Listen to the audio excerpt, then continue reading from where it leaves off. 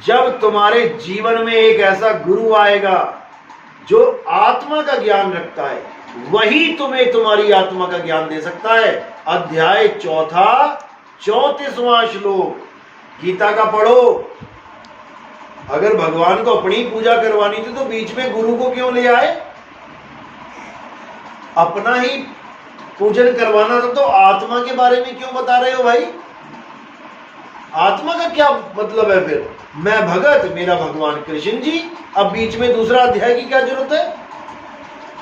इसीलिए जरूरत है क्योंकि दूसरा अध्याय ही सार है, इस जीवन का सार है। गीता का सार वो नहीं जो तुम कैलेंडर पे देखते हो, तू क्या लेके आया, तू क्या लेके जाएगा, जो पाया यहीं पाया, जो छोड़ा यहीं छोड़ा। ये तो एक शराबी भी बता देगा तुम्हें इतना ज्ञान, तो शराब पीने के बाद इतनी बातें तो शराबी बता देगा। क्या लेके आया यार, तू क्या लेके जाए, उसको भी पता है। गीता का सार है आत्मज्ञान, जिसको शस्त्र काट नहीं सकता, अग्नि जला नहीं सकती, वायु सुखा नहीं सकती, जल भिगो नहीं सकता। उस ज्ञान को प्राप्त करना है, तब जाके समझो कि तुम्हें कुछ प्राप्ति हुई। गीता बोलने का कोई फायदा हुआ? नहीं तो कोई फायदा नहीं हुआ। जैसे आए थे बेरंग लिफाफे की तरह वैसे ही चले गए।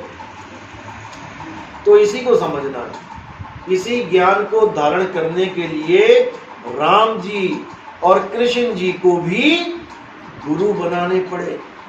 कौन थे गुरु राम जी के? गुरु वशिष्ठ। और कृष्ण जी के गुरु कौन थे? जिनको भगवान मान के आप पूज रहे हो वो खुद गुरु के चरणों में बैठे हैं। उनको गुरु करने की क्या जरूरत थी? तो इसलिए कबीर साहब भी कहते हैं कि बिन गुरु पढ़े जो वेद पुराना, और सार न जाने रहे अज्ञाना। वो सार नहीं जानते। सार यानी कि आत्मा, आत्मा को नहीं जानते। आत्मा ही सार है। सत्य नाम आत्मा का नाम है, जो सदा सदा सत्य है। सत्य नाम है सार, बूझो संत विवेक करी, उतरो भव जल पार, सतगुरु का उपदेश यही। सत्य नाम है सार। सार यानी आत्मा। सार सार तो गही रहो और थोथा दो उड़ाए। आत्मा को छोड़ के जो कुछ भी है, मन, माया, 3 गुण, 5 तत्व, 25 प्रकृति, इस सब को थोथे को उड़ा दो और केवल आत्मा सार को ग्रहण कर लो। तब तुम्हें समझ में आ जाएगा कि असल में तुम्हारा स्वरूप है क्या। ना तुम नर हो ना तुम नारी हो, तुम हो नाम। तुम्हारा स्वरूप है नाम। और कौन सा नाम? सत्य। जिसको बोला तुमसे कहूं मैं नाम विचारी, ना वो ज्योत ना पुरुष ना नारी। ये आत्मा ना तो ज्योत है। कई लोग यहाँ पर ध्यान लगा लेते हैं और यहाँ ज्योत प्रकट कर लेते हैं, कहते हैं हमें आत्मज्ञान हो गया। सपने में भी नहीं हुआ। आत्मज्ञान का मतलब होता है खुद का ज्ञान। जैसे आत्महत्या का मतलब होता है खुद की हत्या। आत्मनिर्भर का मतलब होता है खुद पे निर्भर। आत्म रक्षा का मतलब होता है खुद की रक्षा। आत्म कथा का मतलब होता है खुद की कथा। ऐसे ही आत्म ज्ञान का मतलब होता है खुद का ज्ञान। जब तुम किसी ज्योत को देख रहे हो तो तुम तो देख रहे हो। किसका ज्ञान? जो दिख रहा है। जो देख रहा है वो कौन है? उसको नहीं जानते। जो देख रहा है वो अजर अमर अटल अविनाशी है, जो ना तो कभी पैदा होता है ना कभी मरता है। आप रात में सोते हो ना? रात में कितने घंटे सोते हो? 4-5 घंटे सोते ही हो? 6 घंटे जी रोज सोते हो। अगर आप सोते हो तो फिर सपना कौन देखता है? आत्मा। तो फिर सोया कौन? तो सोया कौन? शरीर सोया। तुम तो शरीर हो ही नहीं। तुम तो आत्मा हो, तुम आत्मा हो, तुम दिन में भी देख रहे हो और तुम सोने के बाद यानी शरीर के सोने के बाद रात में भी देख रहे हो। तुम कभी नहीं सोते, कभी सोती ही नहीं है, 24 घंटे सर्विस देती है ये। लेकिन हमें समझ ही नहीं आ रहा कि मैं सो रहा हूं कि मेरा शरीर सो रहा है। ना हम सोते हैं, ना हम कभी खाते पीते हैं। कौन खा रहा है? शरीर खा रहा है। केला खा लिया, सेब खा लिया और कह क्या रही है आत्मा, मैं क्या आया, मैं खा के। अरे तू खा ही नहीं सकता कभी, खाने वाला कोई और है। शरीर खाता है, शरीर ही खाता है, शरीर ही निकालता है, पचाता है। तुम कुछ नहीं खाते, तुम्हें खाने की जरूरत ही नहीं है। तुम अजर अमर अविनाशी हो, अटल सत्य हो, ईश्वर अंश, जीव अविनाशी। ये जीव अविनाशी है, लेकिन अपने स्वरूप को ना जानने के कारण अपने आप को शरीर मान बैठा है। शरीर मान बैठा है तो अब इसका जन्म और मरण होगा। इसीलिए कृष्ण जी ने 4 अध्याय में बोला, हे अर्जुन, तेरे और मेरे कई जन्म हो चुके हैं, तू उन्हें नहीं जानता लेकिन मैं जानता हूं। अब यहां पर कई जन्म के हैं, कई जन्म तो तब होंगे ना जो कई बार मृत्यु हो चुकी है। आपके 10 जन्म हो गए तो 10 जन्म तो तब हुए ना जब 10 बार मृत्यु भी हुई है, तभी तो जन्म हुए। तो कृष्ण जी कह रहे हैं कि तेरे और मेरे कई जन्म हो लिए। अब ये कौन से स्वरूप की बात चल रही है? देही स्वरूप की, यानी देह स्वरूप में मैं भी कई बार आ लिया और हे अर्जुन तू भी कई बार आ लिया। लेकिन अब अगला ही श्लोक क्या कह रहा है? ये 5वां श्लोक है। अगला श्लोक कह रहा है कि यद्यपि मैं अजन्मा हूं, मैं अजन्मा हूं, मेरा कभी जन्म नहीं होता। दोनों ही श्लोक एक के बाद एक लिखे गए हैं, तो या तो पहला सही है या फिर दूसरा सही है। दोनों में से एक सत्य है। या तो कह दो कि मेरा कभी जन्म होता ही नहीं है, ये सत्य है, या फिर ये लिख रहे हो कि मेरे और तेरे कई जन्म हो लिए, फिर तो ये झूठ हो गया। लेकिन ये दोनों ही सत्य हैं। कैसे सत्य हैं? जहां जन्म की बात हो रही है वो देही स्वरूप की बात हो रही है कि तेरे मेरे कई जन्म हो लिए, मैं पता नहीं कितनी बार राम बन के श्याम बन के आ लिया, कितनी बार में मत्स्य अवतार, कछुए का अवतार लेके, वराह का अवतार लेके, कितनी बार में नरसिंह का अवतार लेके आ लिया। तेरे मेरे कई जन्म हो चुके हैं, लेकिन मैं अजन्मा हूं, यानी असल में मेरा जन्म नहीं होता, मैं एक आत्मा हूं। जब इस ज्ञान को समझोगे तब समझ पाओगे कि असल में कृष्ण जी का असली स्वरूप क्या है और हमें पूजा किसकी करनी है, नकली स्वरूप की या असली स्वरूप की। उस स्वरूप की पूजा करनी है जिसको शस्त्र काट भी सकता है, अग्नि जला भी सकती है। कैसे शरीर छूटा था कृष्ण जी का? अंत समय में शरीर का क्या हुआ था? तीर लगा, उनके पैर में तीर लग गया था। एक बहेलिये ने तीर मारा था तो उसमें तो शस्त्र लग गया, अस्त्र लग गया। तो उसकी पूजा करनी है जिसमें शस्त्र अस्त्र लग सकता है, या उसकी पूजा करनी है जिसको शस्त्र अस्त्र नहीं काट सकता। उस स्वरूप की जब तुम पूजा करोगे, कैसे करोगे? हे अर्जुन, जब तुम उस गुरु की जाओगे जो अपनी आत्मा को जान चुका है, वही तुम्हें तुम्हारी आत्मा का ज्ञान करा सकता है। जब तुम्हें अपनी आत्मा का ज्ञान हो जाएगा तब तुम्हें समझ में आ जाएगा कि कृष्ण जी का स्वरूप क्या है, राम जी का स्वरूप क्या है, जी का स्वरूप क्या है, हनुमान जी का स्वरूप क्या है। ये जितने भी गुरु शरीरों वाला स्वरूप लेके बैठे हुए हैं, इनको गुरुआ बोला है कबीर साहब ने। गुरुआ तो घर घर फिरे, कौड़ी केर 50, एक कौड़ी में 50 गुरु मिल जाते हैं ऐसे। और अपने रूप की खबर नहीं, शिष्य करण की आस। अपना रूप जानते नहीं है, मैं एक आत्मा हूं, और चेले बनाने में लगे हैं, लाखों करोड़ों चेले बना लिए। अब ना उसको अपना रूप पता है और ना ही चेले का रूप पता है। वो खुद को आदमी मान के बैठा है और चेले को आदमी और औरत बना के बैठा है। यही अज्ञान है। ऐसे गुरुओं के लिए क्या बोला कबीर साहब ने, कहां जाएंगे ये लोग?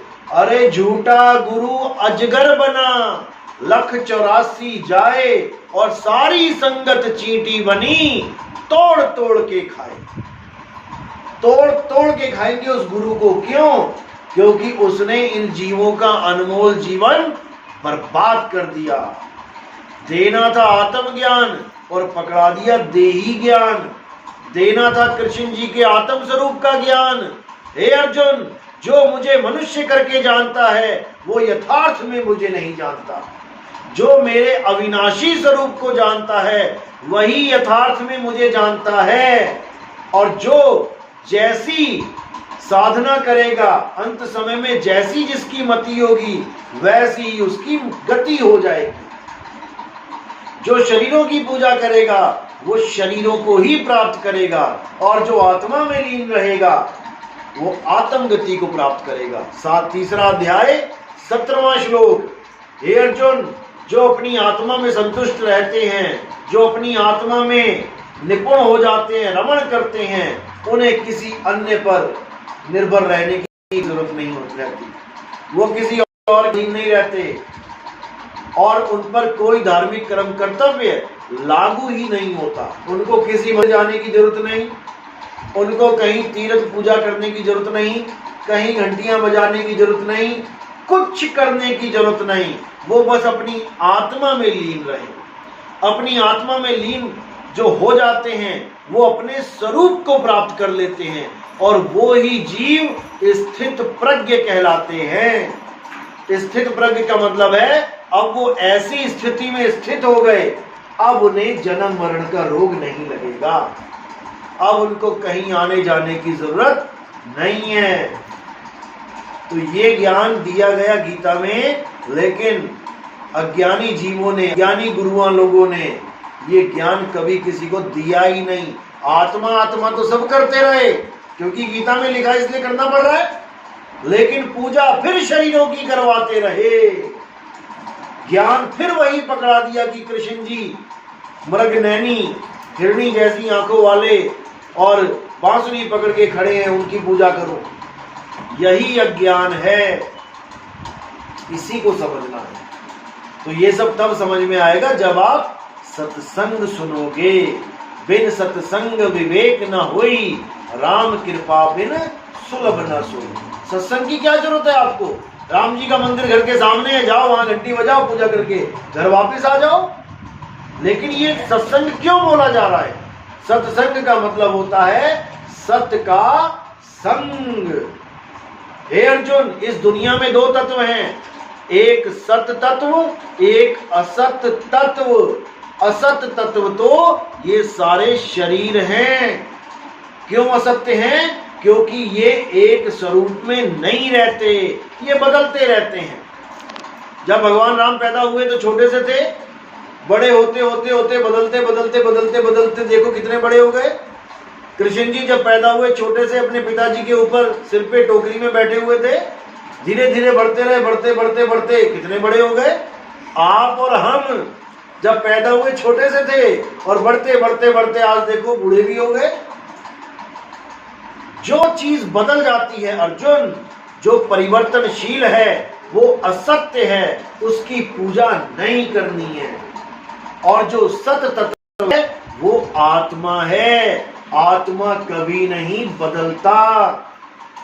आत्मा एक रस, अखंड, अविनाशी, अचल, अडोल, अबोल, सनातन, सिद्ध है। वो सिद्ध है अपने आप में। वो ये रिद्धियों सिद्धियों का गुलाम नहीं है, वो अपने आप में सिद्ध है। इसी सत्य तत्व को धारण करवाने वाले गुरु को सतगुरु कहते हैं। सतगुरु सोई सत नाम बतावे, और बाकी गुरु कोई काम आवे। सतनाम का मतलब है तुम्हारा सच्चा स्वरूप, तुम्हारा सच्चा नाम। अरे सत्य नाम कोई नाम नहीं, यह है आपन रूप। और जो जाने इस भेद को पावे आप स्वरूप। जो इस भेद को जानता है कि सतनाम क्या है, वो अपने आत्म स्वरूप को प्राप्त कर लेता है। नहीं तो जो अज्ञानी जीव है वो सतनाम सतनाम रटता है। वो तोते की तरह सतनाम सतनाम रटता है, उसका कुछ होने वाला नहीं है। इसीलिए साहब बार बार सतनाम की महिमा गा रहे हैं। बाबा नानक सतनाम सतनाम करते सारी उम्र प्रचार करते रहे कि सतनाम को जानो। जब तक सतनाम को नहीं जानोगे तब तक असत्य में उलझे रहोगे। असत्य क्या है? ये शरीर ही असत्य है। इन शरीरों की पूजा से उठ जाना है और उस आत्मा को जानना है जिसका ज्ञान कृष्ण जी ने पूरी गीता में दे रखा है।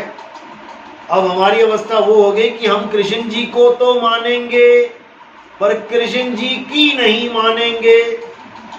जैसे एक आदमी था, उसका लड़का था, उसने जीना आराम कर दिया उस आदमी का, उसी के लड़के ने। क्यों?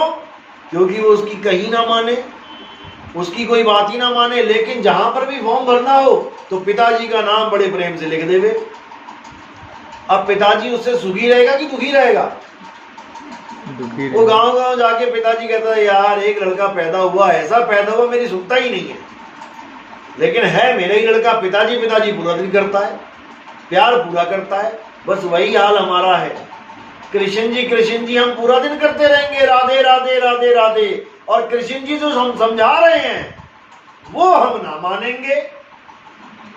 तो कृष्ण जी हमसे खुश रहेंगे कि वो जा जाके हमारी तारीफें करेंगे लोगों से कि यार कैसा भगत आ गया, मुझे तो खूब मानता है, मेरी एक ना मानता है। तो ऐसे भगत को क्या मिलेगा?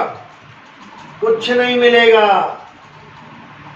इसलिए पहले गीता पढ़ो, और गीता पढ़ने से पहले हमारे सत्संग सुनो, तब तुम्हें गीता समझ में आने लगेगी कि वो कह क्या रही है। इसीलिए बार बार समझाया जा रहा है बिन गुरु बिन सत्संग विवेक ना होई। विवेक किस चिड़िया का नाम है? क्या होता है विवेक?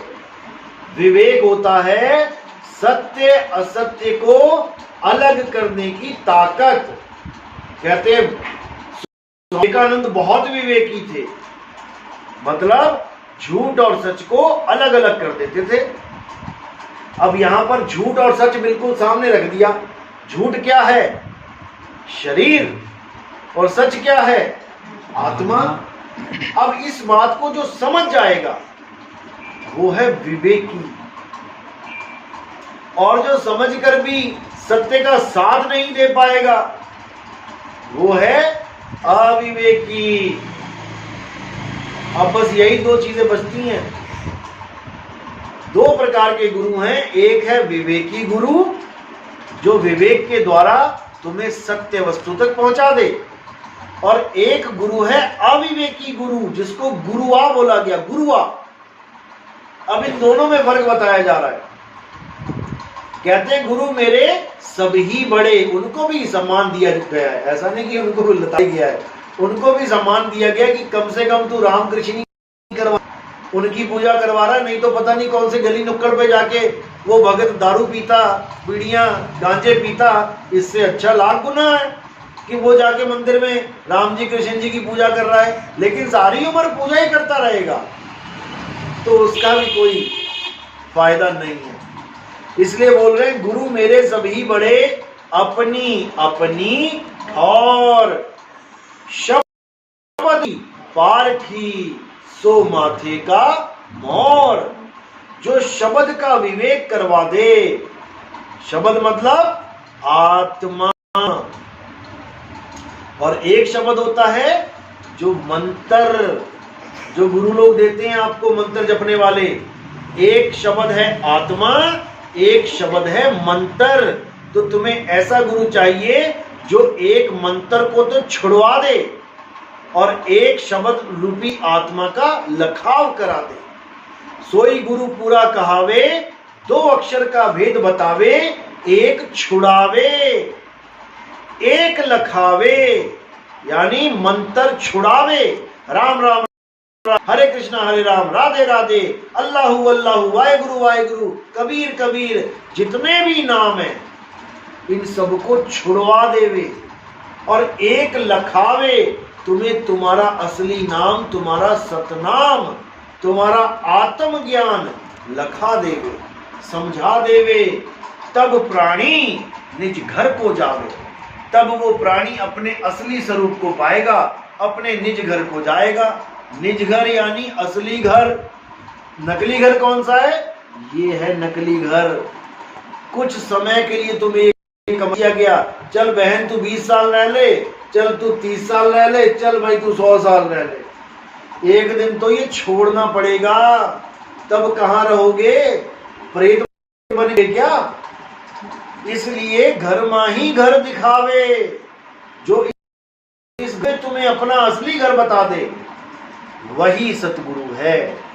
ना कि इस घर की पूजा करवाए, मतलब शरीरों की पूजा करवाए, शरीरों को ही स्वरूप बताए, राम जी के शरीर की पूजा करवाए, कृष्ण जी के शरीर की पूजा करवाए, ये नहीं चाहिए।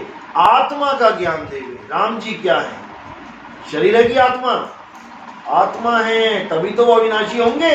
अगर शरीर हुए तो तब भी मृत्यु आ जाएगी।